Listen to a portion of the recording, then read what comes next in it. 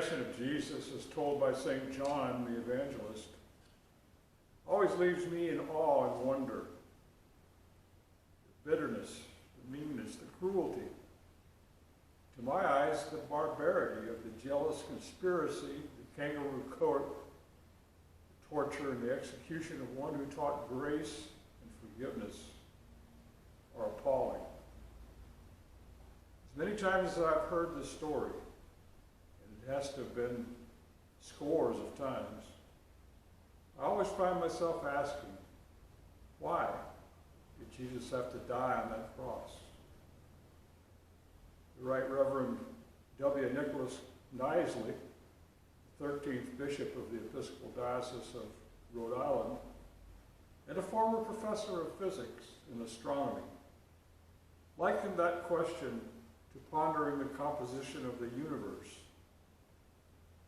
He said that theoretical physicists say that about 70% of the universe is made up of dark energy, the energy that is causing the universe to expand outward in all directions, which humans cannot see or measure.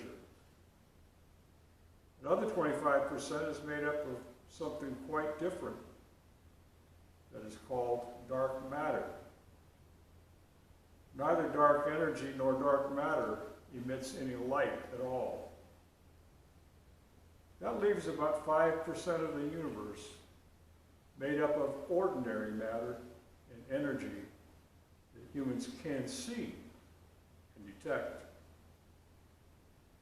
Bishop Knisley sees a poetic parallel between our understanding of the universe and our understanding of the Good Friday events.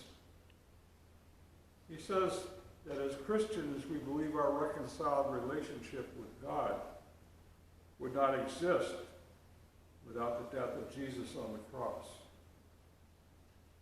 He wrote, "We could not be without it, and yet we don't understand it." More than that, it seems clear that the cross itself signifies a great mystery, whose depths encompass the most important questions we ask about our mortality. The death of Jesus is the doorway to understanding these mysteries about our mortal lives, just as the questions about dark energy may lead us to understand the universe in which we live. Our lections for this day offer an alternative account of the world dominated by the power of death that leads to hostility to our neighbors and inspires greed, rage, and violence toward others. The poem from Isaiah has been used by the church to interpret Jesus as a self-giving, suffering servant of God, one whose punishment made us whole, by whose bruises we are healed.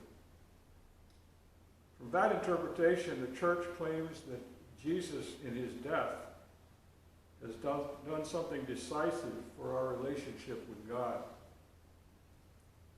The reading from Hebrews uses the language of suffering to speak of Jesus' self-giving love through his actions as our great high priest.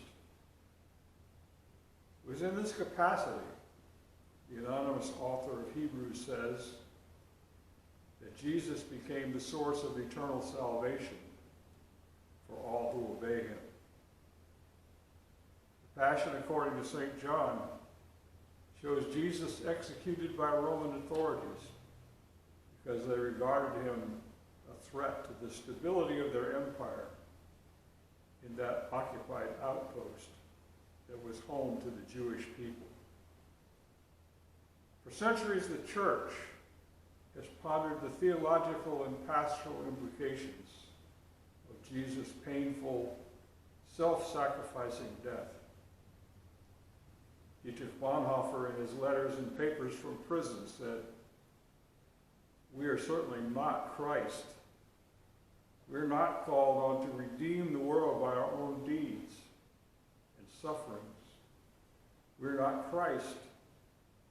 But if we want Christians, we must have some share in Christ's large-heartedness by acting with responsibility and in freedom when the hour of danger comes, by sharing a real sympathy that springs not from fear, but from the liberating and redeeming love of Christ for all who suffer. Mere waiting and looking on is not Christian behavior.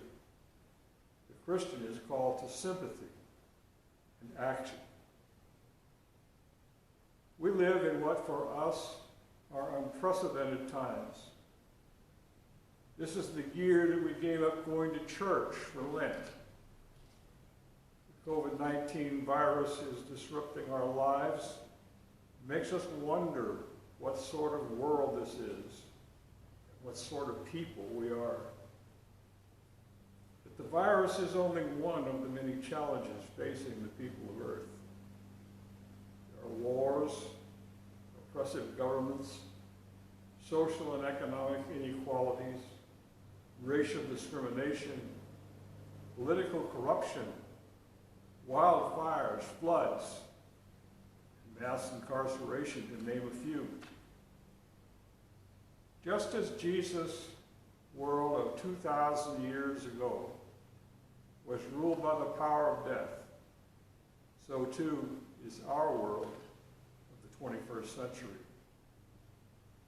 We're called once more to claim our inheritance as Easter people, called to sympathy and action.